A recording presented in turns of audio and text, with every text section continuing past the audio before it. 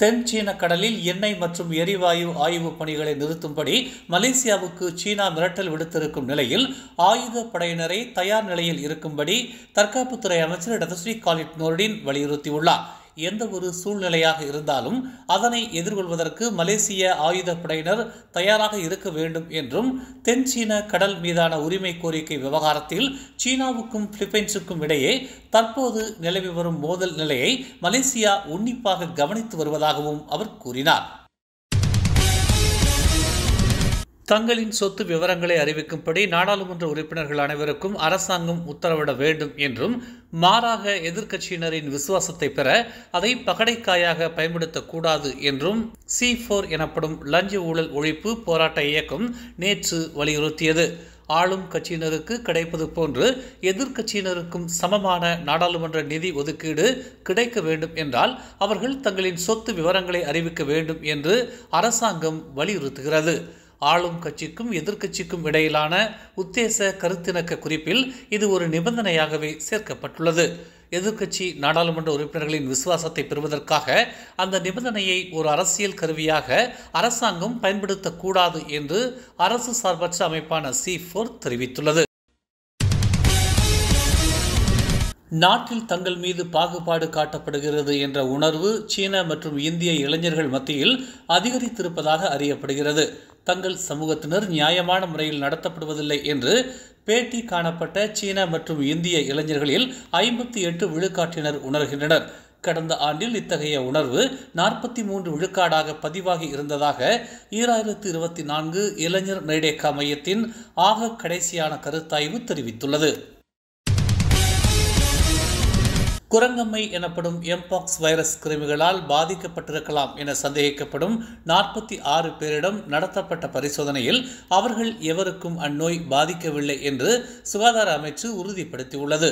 இதனால் வரை 9 பேருக்கு மட்டுமே எம்பாக்ஸ் ஏற்பட்டிருப்பது கண்டுபிடிக்கப்பட்டுள்ளதாக தெரிவிக்கப்பட்டுள்ளது. அவர்கள் அனைவரும் கடந்த ஆண்டில் பரிசோதிக்கப்பட்டவர்கள் என்று சுகாதாரத்துறை அமைச்சர் டாக்டர் ஜுல்கிஃப்லி அஹ்மத் தெரிவித்துள்ளார். மலேசிய லஞ்ச ஊழல் தடுப்பு ஆணையமான MACC விசாரணையில் 4 பில்லியன் ரிங்கிட் ஒன் பெஸ்தாரி நெட் திட்டத்தில் தமக்கும் இதற்கும் எந்த தொடர்பும் இல்லை என்று முன்னாள் பிரதமர் தான் ஸ்ரீ முஹிதீன் யாசின் மறுத்துள்ளார். நான் அல்லாவிடம் சத்தியம் செய்கிறேன், நான் ஒரு சென்ட் கூட எடுக்கவில்லை என்று அவர் கூறியதாக நியூ ஸ்டேட்ஸ் டைம்ஸ் செய்தி வெளியிட்டுள்ளது.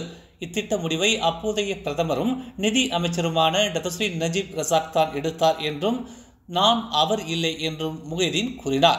நஜீப் தான் முடிவெடுத்தார், அப்படி இருக்க என்னுடன் ஏன் இணைக்கிறார்கள், நான் ஒப்பந்தத்தை கூட பார்க்கவில்லை என்று முஹிதீன் தெரிவித்துள்ளார். திட்டத்திற்கான எந்த ஒதுக்கீடும் நிதி அமைச்சரால் வழங்கப்பட்டது என்று அவர் மேற்கோள் காட்டினார். கடந்த செப்டம்பர் 4ஆம் தேதி MACC YTL கம்யூனிகேஷன் சென்ட்ரியான் பிர்காடின் அலுவலகத்தில் சோதனை நடத்தியது.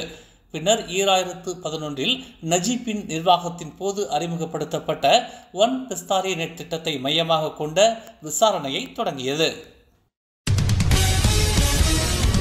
புத்ராஜயா, ஸ்லாங்கூர் மற்றும் கோலாலம்பூரில் குடிநுழைவுத்துறை மேற்கொண்ட சிறப்பு நடவடிக்கையில் சட்டவிரோத குடியேற்ற முகவர் சிண்டிகேட்டின் மூளையாக கருதப்படும் 3 மலேசியர்கள் உட்பட 5 வெளிநாட்டினர் கைது செய்யப்பட்டுள்ளனர். 22 முதல் 42 வயதுக்கு உட்பட்ட 5 பேரில் இந்திய ஆடவர் ஒருவர், வியட்நாம் ஆடவர் ஒருவர், 2 வியட்நாம் பெண்கள் மற்றும் ஒரு இலங்கை பெண் அடங்குவர் என்று குடிநுழைவுத்துறை இயக்குநர் ருஸ்டின் ஜூசோ தெரிவித்துள்ளார். கிள்ளான் பள்ளத்தாக்கில் உள்ள வெளிநாட்டினரை குறிவைத்து விசாக்கள், சுற்றுலா பாஸ்கள் மற்றும் பணிக்கான பாஸ்கள் போன்ற பாஸ்போர்ட் சேவைகளை வழங்குவதன் மூலம் இந்த சிண்டிகேட் 500 வெள்ளி முதல் 1100 வெள்ளி வரை கட்டணம் வசூலிப்பதாக அவர் கூறினார். இந்நிலையில் மொத்தம் 209 பாஸ்போர்ட்களை அதிகாரிகள் கைப்பற்றியதாகவும் 4 வாகனங்கள் பறிமுதல் செய்யப்பட்டதாகவும் அவர் கூறினார். மேலும் செய்திகளை தெரிந்து கொள்ள தமிழ் மலர் நாளிதழை பாருங்கள். உடனுக்குடன் செய்திகளை தெரிந்து கொள்ள தமிழ் மலர் இணையதளம், தமிழ் மலர் செயலி மற்றும் மலர் டிவி யூடியூப் சேனலை வலம் வாருங்கள். எங்களோடு இணைந்திருக்க மலர் டிவியை பதிவு செய்து கொள்ளுங்கள். உறவுகள் மகிழ்ந்திட விருப்பம் மற்றும் பகிர்வு சேவையை சொடுக்கிடுங்கள்.